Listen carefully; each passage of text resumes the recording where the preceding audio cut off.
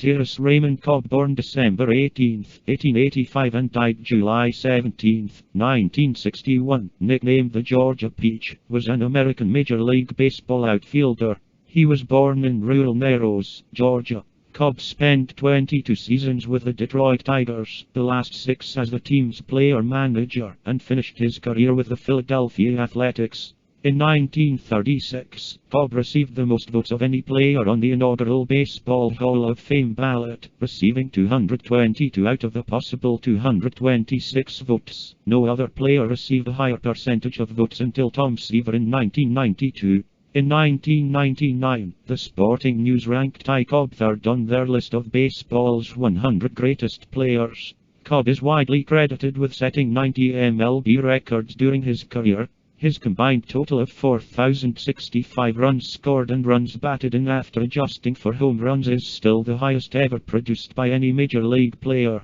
He still holds several records as of the end of the 2019 season, including the highest career batting average at .366 and most career batting titles with 11. He retained many other records for almost a half-century or more, including most career hits until 1985 with 4,189, most career runs at 2,245 until 2001, most career games played at 3,035 and at-bats 11,429 until 1974, and the modern record for most career stolen bases at 892 until 1977. He still holds the career record for stealing home at 54 times and for stealing second base, third base, and home in succession at 4 times, and as the youngest player ever to compile 4,000 hits and score 2,000 runs.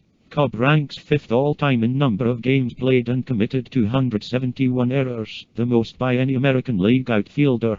Cobb's legacy, which includes a large college scholarship fund for Georgia residents financed by his early investments in Coca-Cola and General Motors, has been somewhat tarnished by allegations of racism and violence, largely stemming from a couple of largely discredited biographies that were released following his death. Cobb's reputation as a violent man was fanned by his first biographer, sports writer Al Stump, whose stories about Cobb have been discredited as sensationalized, and have largely proven to be fictional. While he was known for often violent conflicts, he spoke favorably about black players joining the major leagues and was a well-known philanthropist. Cobb was born in 1886 in Narrows, Georgia, a small rural community of farmers that was unincorporated. He was the first of 3 children born to William Herschel Cobb, born 1863, died in 1905, and Amanda Chitwood Cobb, born 1871 and died 1936. Cobb's father was a state senator. When he was still an infant, his parents moved to the nearby town of Royston, where he grew up. By most accounts, he became fascinated with baseball as a child, and decided he wanted to play professional ball one day. His father was vehemently opposed to this idea, but by his teen years, he was trying out for area teams. He played his first years in organized baseball for the Royston Rumpers, the semi-pro Royston Reds, and the Augusta Tourists of the South Atlantic League. He released him after only 2 days. He then tried out for the Anniston Steelers of the semi-pro Tennessee-Alabama League, with his father's stern admonition ringing in his ears. Don't come home a failure. After joining the Steelers for a monthly salary of $50, Cobb promoted himself by sending several postcards written about his talents under different aliases to Grantland Rice, the Atlanta Journal sports editor. Eventually, Rice wrote a small note in the journal that a young fellow named Cobb seems to be showing an unusual lot of talent. After about 3 months, Cobb returned to the Tourists and finished the season hitting .237 in 35 games. In August 1905, the management of the Tourists sold Cobb to the American League's Detroit Tigers for $750. On August 8, 1905, Cobb's mother fatally shot his father with a pistol that his father had purchased for her. Court records indicate that Mr. Cobb had suspected his wife of infidelity and was sneaking past his own bedroom window to catch her in the act. She saw the silhouette of what she presumed to be an intruder and, acting in self-defense, shot and killed her husband. Mrs. Cobb was charged with murder and then released on a $7,000 reconnaissance bond. She was acquitted on March 31, 1906. Cobb later attributed his ferocious play to his late father, saying, "I did it for my father. He never got to see me play, but I knew he was watching me, and I never let him down. In 1911, Cobb moved to Detroit's architecturally significant and now historically protected Woodbridge neighborhood, from which he would walk with his dog to the ballpark prior to games. The Victorian duplex in which Cobb lived still stands. 3 weeks after his mother killed his father, Cobb debuted in center field for the Detroit Tigers. On August 30, 1905, in his first major league at-bat, he doubled off Jack Kesbro of the New York Highlanders. Kesbro had won the record 41 games the previous season. Cobb was 18 years old at the time, the youngest player in the league by almost a year. Although he had only 240 in 41 games, he signed a $1,500 contract to play for the Tigers in 1905. Although rookie hazing was customary, Cobb could not endure it in good humor and soon became alienated from his teammates. He later attributed his hostile temperament to this experience. "These old-timers turned me into a snarling wildcat." Tigers manager Huey Jennings later acknowledged that Cobb was targeted for abuse by veteran players, some of whom sought to force him off the team. "I let this go for a while because I wanted to satisfy myself that Cobb has as much guts as I thought in the very beginning," Jennings recalled. "Well, he proved it to me, and I told the other players to let him alone. He is going to be a great baseball player and I won't allow him to be driven off this club." The following year, 1906, Cobb became the Tigers' full-time center fielder and hit .316 in 98 games, setting a record for the highest batting average for a 19-year-old. He never hit below that mark again. After being moved to right field, he led the Tigers to 3 consecutive American League pennants in 1907, 1908 and 1909. Detroit would lose each World Series to the Cubs twice and then the Pirates. However, with Cobb's postseason numbers far below his career standard, Cobb did not get another opportunity to play on the pennant-winning team. In 1907, Cobb reached first and then stole second, third and home. He accomplished the feat 4 times during his career, still an MLB record as of 2020. He finished the 1907 season with a league-leading .350 batting average, 212 hits, 49 steals and 119 runs batted in. At age 20, he was the youngest player to win a batting championship and held this record until 1955, when fellow Detroit Tiger Al Kaline won the batting title while 12 days younger than Cobb had been. Reflecting on his career in 1930, 2 years after retiring, he told Grantland Rice, "The biggest thrill I ever got came in a game against the Athletics in 1907. The Athletics had us beaten, with Rube Waddell pitching. They were 2 runs ahead in the 9th inning, when I happened to hit a home run that tied the score. This game went 17 innings to a tie, and a few days later, we clinched our first pennant." You can understand what it meant for a 20-year-old country boy to hit a home run off the great Rube in a pennant-winning game with 2 outs in the 9th. Despite great success on the field, Cobb was no stranger to controversy off it.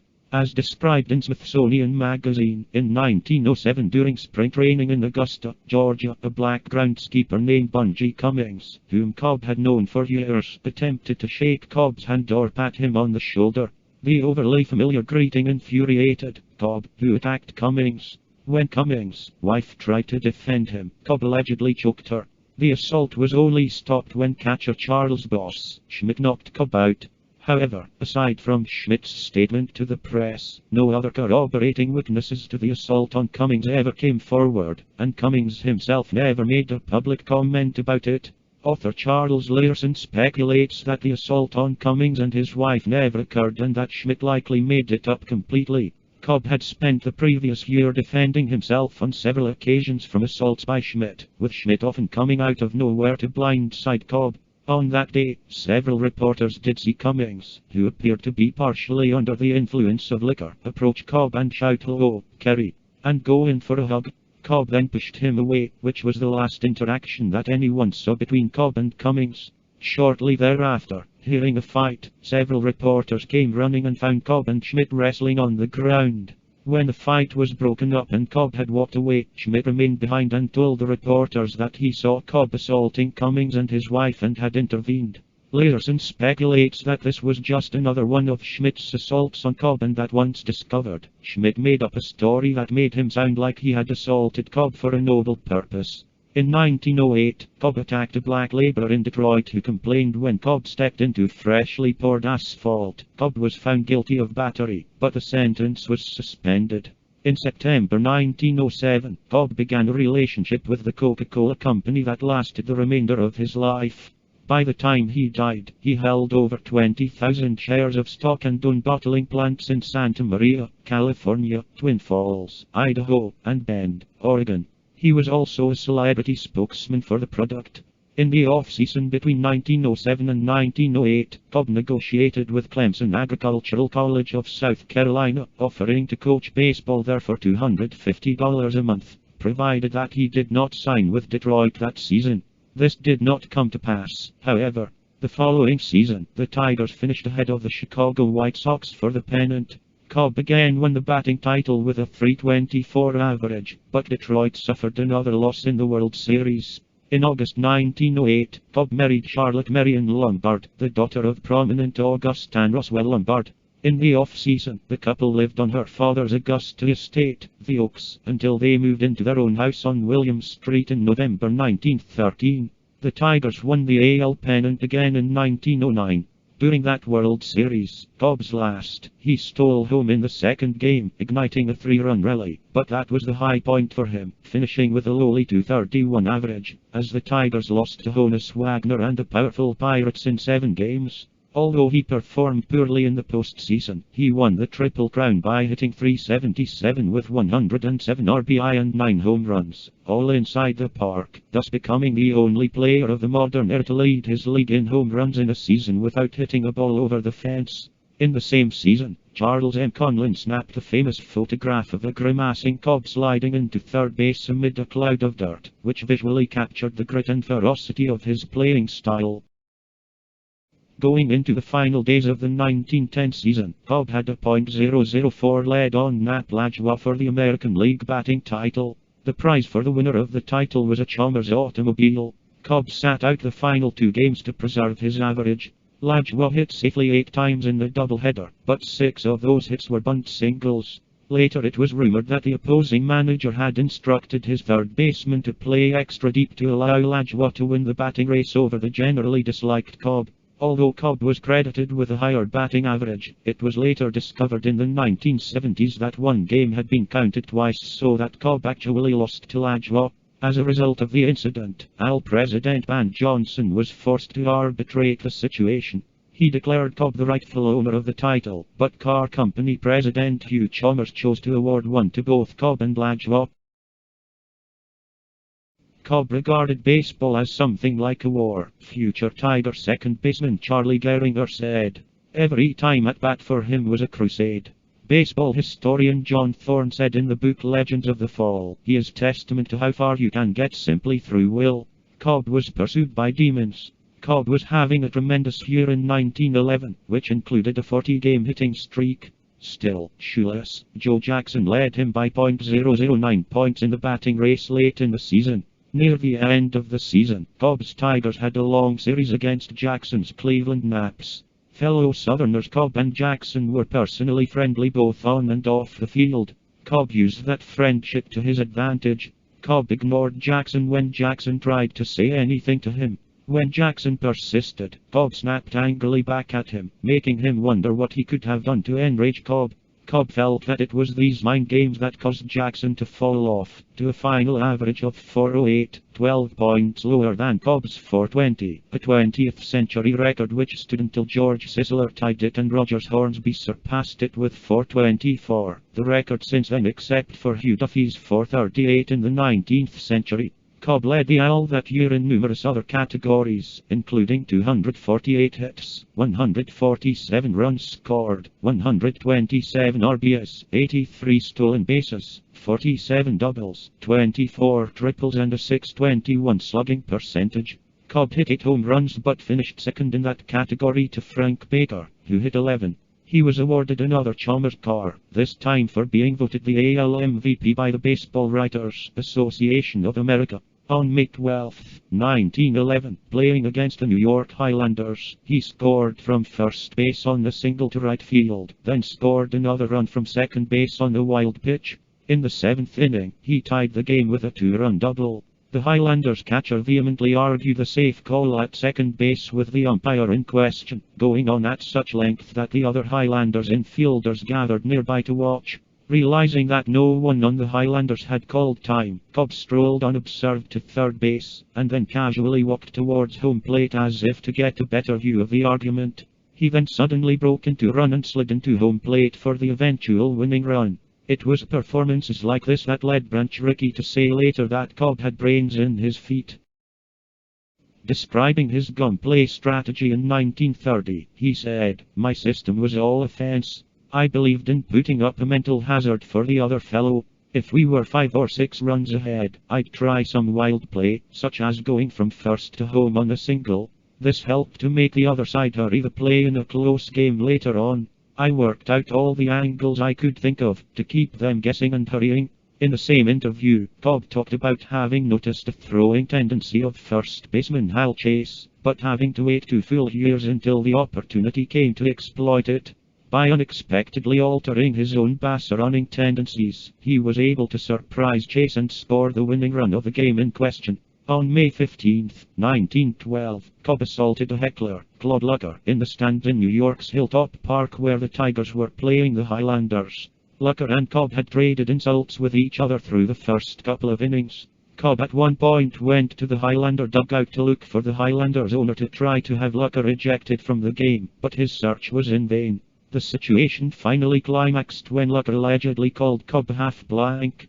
Cobb, in his discussion of the incident in the Holmes biography, avoided such explicit words but alluded to Lucker's epithet by saying he was reflecting on my mother's color and morals. He went on to state that he warned Highlander manager Harry Wilverton that if something wasn't done about that man, there would be trouble. No action was taken.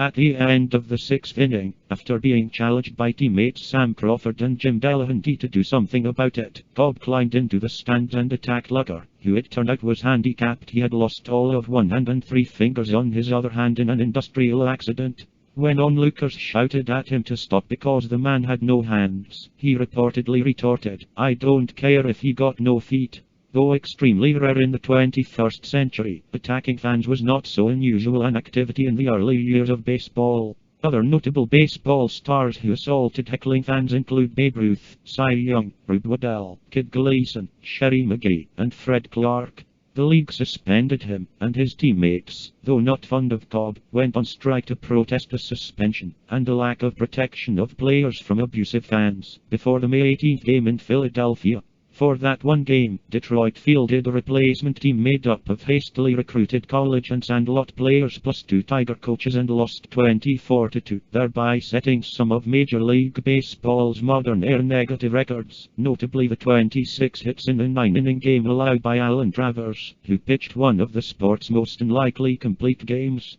The pre-1901 record for the most hits and runs given up in a game is held by the Cleveland Blues' Dave Rowe. Primarily an outfielder, Rowe pitched a complete game on July 24, 1882, giving up 35 runs on 29 hits. The current post-1900 record for most hits in a 9-inning game is 31, set in 1992 by the Milwaukee Brewers against Toronto. However, the Blue Jays used 6 pitchers. The strike ended when Cobb urged his teammates to return to the field. According to him, this incident led to the formation of a players' union, the Ball Players' Fraternity, an early version of what is now called the Major League Baseball Players Association, which garnered some concessions from the owners. During his career, Cobb was involved in numerous other fights, both on and off the field, and several profanity-laced shouting matches. For example, Cobb and umpire Billy Evans arranged to settle their in-game differences through fisticuffs under the grandstand after the game. Members of both teams were spectators, and broke up a scuffle after Cobb had knocked Evans down, pinned him and began choking him. In 1909, Cobb was arrested for assault for an incident that occurred in a Cleveland hotel. Cobb got into an argument with the elevator operator around 2:15 a.m. when the man refused to take him to the floor where some of his teammates were having a card game. The elevator operator stated that he could only take Cobb to the floor where his room was. As the argument escalated, a night watchman approached and he and Cobb eventually got into a physical confrontation. During the fight, Cobb produced a penknife and slashed the watchman across the hand. Cobb later claimed that the watchman, who had the upper hand in the fight, had his finger in Cobb's left eye and that Cobb was worried he was going to have his sight ruined. The fight finally ended when the watchman produced a gun and struck Cobb several times in the head, knocking him out. Cobb would later plead guilty to simple assault and pay a $100 fine. This incident has often been retold with the elevator operator and the watchman both being black. However, recent scholarship has shown that all parties involved were white. In 1913, Cobb signed a contract worth $12,000 for the 6-month season, making him likely the first baseball player in history to be paid a 5-figure salary.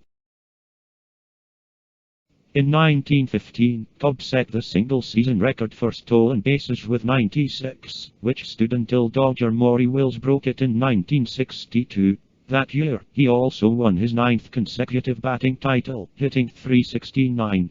In 1917, Cobb hit in 35 consecutive games, still the only player with 2 35-game hitting streaks, including his 40-game streak in 1911. He had 6 hitting streaks of at least 20 games in his career, second only to Pete Rose's 8. Also in 1917, Cobb starred in the motion picture Somewhere in Georgia for a sum of $25,000 plus expenses. Based on a story by sports columnist Grantland Rice, the film casts Cobb as himself, a small-town Georgia bank clerk with a talent for baseball. Broadway critic Ward Morehouse called the movie absolutely the worst flicker I ever saw, pure hokum. In October 1918, Cobb enlisted in the Chemical Corps branch of the United States Army and was sent to the Allied Expeditionary Forces headquarters in Chaumont, France. He served approximately 67 days overseas before receiving an honorable discharge and returning to the United States. He was given the rank of captain underneath the command of Major Branch Rickey, the president of the St. Louis Cardinals. Other baseball players serving in this unit included Captain Christy Mathewson and Lieutenant George Sisler. All of these men were assigned to the Gas and Flame Division, where they trained soldiers in preparation for chemical attacks by exposing them to gas chambers in a controlled environment, which was eventually responsible for Mathewson's contracting tuberculosis, leading to his premature death on the eve of the 1925 World Series. On August 19, 1921, in the second game of a doubleheader against Elmer Myers of the Boston Red Sox, Cobb collected his 3-THOUSANDTH hit. Aged 34 at the time, he is still the youngest ball player to reach that milestone, and in the fewest at-bats with 8,093. By 1920, Babe Ruth, sold to the renamed New York Yankees from the Boston Red Sox, had established himself as a power hitter, something Cobb was not considered to be. When his Tigers showed up in New York to play the Yankees for the first time that season, writers billed it as a showdown between two stars of competing styles of play. Ruth hit 2 homers and a triple during the series, compared to Cobb's 1 single. As Ruth's popularity grew, Cobb became increasingly hostile toward him. He saw the Babe not only as a threat to his style of play, but also to his style of life. Perhaps what angered him the most about Ruth was that despite Babe's total disregard for his physical condition and traditional baseball, he was still an overwhelming success and brought fans to the ballparks in record numbers to see him challenge his own slugging records. On May 5, 1925, Cobb told a reporter that, for the first time in his career, he was going to try to hit home runs, saying he wanted to show that he could hit home runs but simply chose not to. That day, he went 6 for 6, with 2 singles, a double and 3 homers. The 16 total bases set a new AL record, which stood until May 8, 2012 when Josh Hamilton of the Texas Rangers hit 4 home runs and a double for a total of 18 bases. The next day he had 3 more hits, 2 of which were home runs. The single his first time up gave him 9 consecutive hits over 3 games, while his 5 homers in 2 games tied the record set by Cap Anson of the old Chicago NL team in 1884. By the end of the series, Cobb had gone 12 for 19 with 29 total bases, and afterwards reverted to his old playing style. Even so, when asked in 1930 by Grantland Rice to name the best hitter he'd ever seen, Cobb answered, "You can't beat the Babe." Ruth is one of the few who can take a terrific swing and still meet the ball solidly. His timing is perfect. No one has the combined power and eye of Ruth. Tiger owner Frank Nordin tapped Cobb to take over for Hughie Jennings as manager for the 1921 season, a deal he signed on his 34th birthday for $32,500. This is the equivalent of $500,000 today. The signing surprised the baseball world. Although Cobb was a legendary player, he was disliked throughout the baseball community, even by his own teammates. The closest Cobb came to winning another pennant was in 1924, when the Tigers finished in third place, 6 games behind the pennant-winning Washington Senators. The Tigers had also finished third in 1922, but 16 games behind the Yankees. Cobb blamed his lackluster managerial record, 479 wins against 444 losses, on Nordin, who was arguably even more frugal than he was, passing up several quality players Cobb wanted to add to the team. In fact, he had saved money by hiring Cobb to both play and manage. In 1922, Cobb tied a batting record set by Wee Willie Keeler, with 4 5-hit games in the season.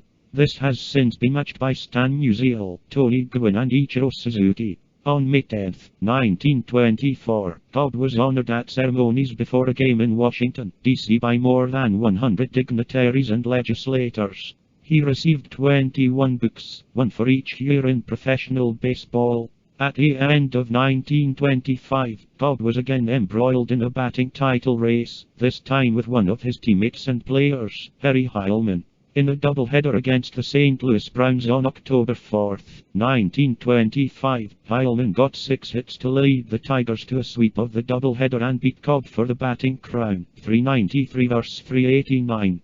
Cobb and Browns player-manager George Sisler each pitched in the final game, Cobb pitching a perfect inning. Cobb announced his retirement after a 22-year career as a Tiger in November 1926, and headed home to Augusta, Georgia. Shortly thereafter, Chris Speaker also retired as player-manager of the Cleveland Indians. The retirement of 2 great players at the same time sparked some interest, and it turned out that the two were coerced into retirement because of allegations of game fixing brought about by Dutch Leonard, a former pitcher managed by Cobb. Leonard accused former pitcher and outfielder Smokey Joe Wood and Cobb of betting on the Tiger-Indian game played in Detroit on September 25, 1919, in which they allegedly orchestrated a Tiger victory to win the bet. Leonard claimed proof existed in letters written to him by Cobb and Wood. 5. Commissioner Kennesaw Mountain Landis held a secret hearing with Cobb, Speaker and Wood. A second secret meeting among the AL directors led to the unpublicized resignations of Cobb and Speaker. However, rumors of the scandal led Judge Landis to hold additional hearing in which Leonard subsequently refused to participate. Cobb and Wood admitted to writing the letters, but claimed that a horse racing bet was involved and that Leonard's accusations were in retaliation for Cobb's having released him from the Tigers, thereby demoting him to the minor leagues. Speaker denied any wrongdoing. On January 27, 1927, Judge Landis cleared Cobb and Speaker of any wrongdoing because of Leonard's refusal to appear at the hearings. Landis allowed both Cobb and Speaker to return to their original teams, but each team let them know that they were free agents and could sign with any club they wanted. Speaker signed with the Washington Senators for 1927, and Cobb with the Philadelphia Athletics. Speaker then joined Cobb in Philadelphia for the 1928 season. Cobb said he had come back only to seek vindication and say he left baseball on his own terms. Cobb played regularly in 1927 for a young and talented team that finished second to one of the greatest teams of all time, the 110-44 1927 Yankees, returning to Detroit to a tumultuous welcome on May 10 and doubling his first time up to the cheers of Tiger fans. On July 18, Cobb became the first member of the 4,000-hit club when he doubled off former teammate Sam Gibson, still pitching for the Tigers, at Nordin Field. Cobb returned for the 1928 season, but played less frequently due to his age and the blossoming abilities of the young ace, who were again in a pennant race with the Yankees. On September 3, Ty Cobb pinch hit in the 9th inning of the first game of a doubleheader against the Senators and doubled off Bump Hadley for his last career hit, although his last at-bat wasn't until September 11 against the Yankees, popping out off Hank Johnson and grounding out to shortstop Mark Garnig. He then announced his retirement, effective the end of the season, after batting 300 or higher in 23 consecutive seasons, the only season under 300 being his rookie season, a major league record that is unlikely to be broken. He He also ended his career with a rather dubious record. When Cobb retired, he led AL outfielders for most errors all time with 271, which still stands today. 19th century player Tom Brown holds the major league record with 490 errors committed as an outfielder, while the National League record is held by 19th century player George Gore with 346 errors. Cobb ranks 14th on the all-time list for errors committed by an outfielder.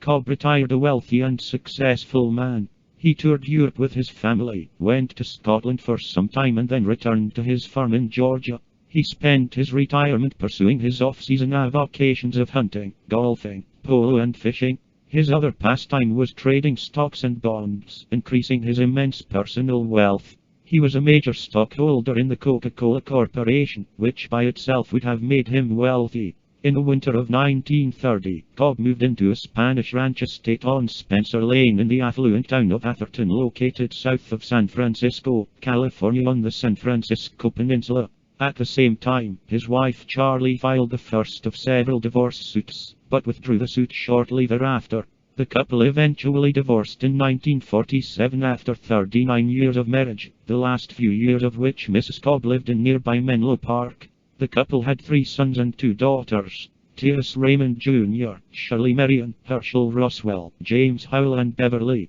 Cobb never had an easy time as husband and father. His children found him to be demanding, yet also capable of kindness and extreme warmth. He expected his sons to be exceptional athletes in general and baseball players in particular. T.S. Raymond, Jr., flunked out of Princeton, where he had played on the varsity tennis team, much to his father's dismay. The elder Cobb subsequently traveled to the Princeton campus and beat his son with a whip to ensure against future academic failure. T.S. Raymond, Jr., then entered Yale University and became captain of the tennis team while improving his academics, but was then arrested twice in 1930 for drunkenness and left Yale without graduating. Cobb helped his son deal with his pending legal problems, but then permanently broke off with him. Even though T.S. Raymond, Jr. finally reformed and eventually earned an MD from the Medical College of South Carolina and practiced obstetrics and gynecology in Dublin, Georgia, until his premature death at 42 on September 9, 1952, from a brain tumor, his father remained distant. In February 1936, when the first Hall of Fame election results were announced, Cobb had been named on 222 of 226 ballots, outdistancing Babe Ruth, Honus Wagner, Christy Mathewson and Walter Johnson, the only others to earn the necessary 75% of votes to be elected that first year. His 98.2% stood as the record until Tom Seaver received 98.8% of the vote in 1992.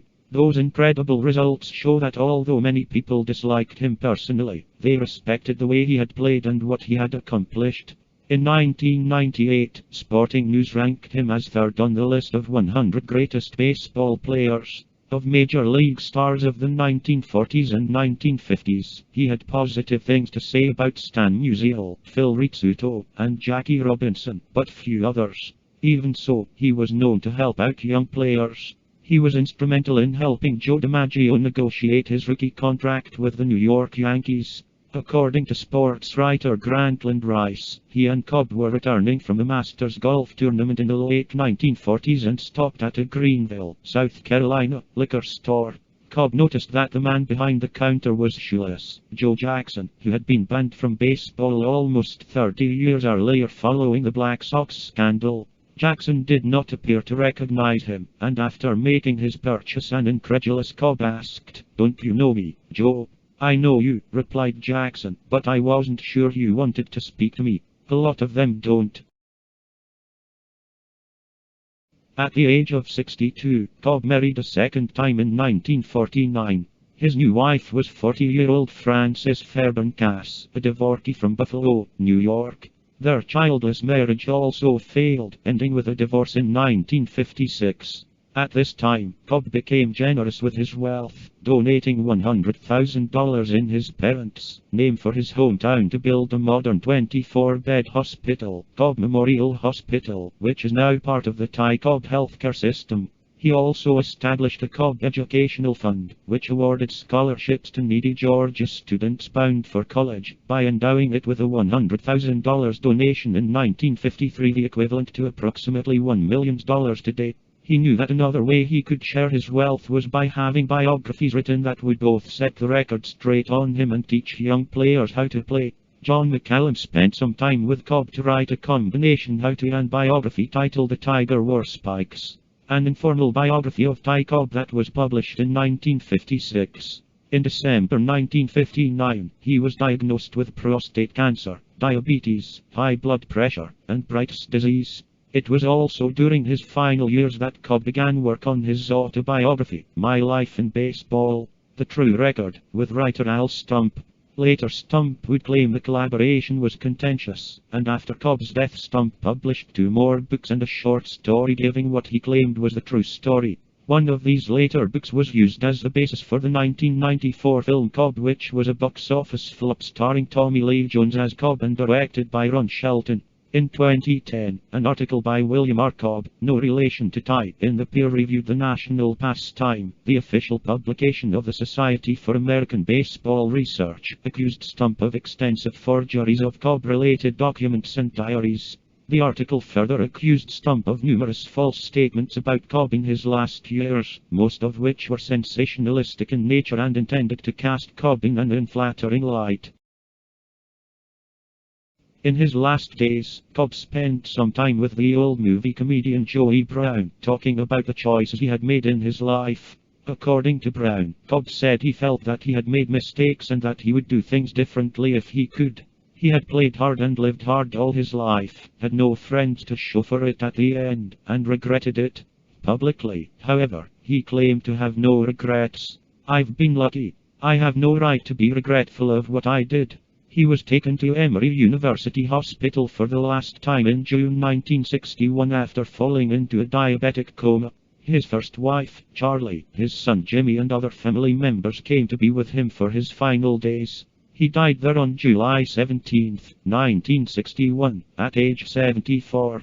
Approximately 150 friends and relatives attended a brief service in Cornelia, Georgia, and drove to the Cobb family mausoleum in Royston for the burial. Baseball's only representatives at his funeral were 3 old-time players, Ray Schalk, Mickey Cochran and Nat Rutter, along with Sid Keener, the director of the Baseball Hall of Fame, but messages of condolences numbered in the hundreds. Family in attendance included Cobb's former wife Charlie, his 2 daughters, his surviving son Jimmy, his 2 sons-in-law, his daughter-in-law Mary Dunn Cobb and her 2 children. At the time of his death, Cobb's estate was reported to be worth at least $12 million, including $10 million worth of General Motors stock and nearly $2 million in the Coca-Cola Company stock. His will left a quarter of his estate to the Cobb Educational Fund, and distributed the rest among his children and grandchildren. Cobb is interred in the Rose Hill Cemetery in Royston, Georgia. As of April 2020, the Ty Cobb Educational Foundation has distributed $18.5 million in college scholarships to needy Georgians. The historian Stephen Elliott Tripp has explored the public's reaction to Cobb as a pioneer sports celebrity and a player fans love to hate. Tripp writes that Cobb was both loved and hated as a representative of a particular kind of masculinity on the field, inviting male spectators to participate in the contest through taunts directed at opposing players. Cobb's own sense of manhood, according to Tripp, was a product of his southern upbringing that prized individualism, excitement, and family honor. Baseball historian Frank Russo wrote, "There is no denying that Cobb ranks as one of baseball's greatest players, if not the game's fiercest competitor. Cobb has been judged by some historians and journalists as the best player of the dead ball era, and is generally seen as one of the greatest players of all time. Some historians, including Wesley Fricks, Dan Holmes, and Charles Learson, have defended Cobb against unfair portrayals of him in popular culture since his death. A noted case is the book written by sports writer Al Stump in the months after Cobb died. Stump was later discredited when it became known that he had stolen items belonging to Cobb and also betrayed the access Cobb gave him in his final months. As a result of the movie Cobb, which starred Tommy Lee Jones, there are many myths surrounding Cobb's life, including one that he sharpened his spikes to inflict wounds to opposing players. Writing in the Journal of American Culture, Hunter M. Hampton says that Learson succeeded in debunking the myth of Cobb that Stump created, but he spawned a new myth by conflating Stump's shortcomings to depict Cobb as an egalitarian. In 1977, a statue of Ty Cobb, designed by the sculptor Felix D. Weldon, was installed outside the Atlanta Fulton County Stadium. It would later be relocated to his hometown of Royston in 2017.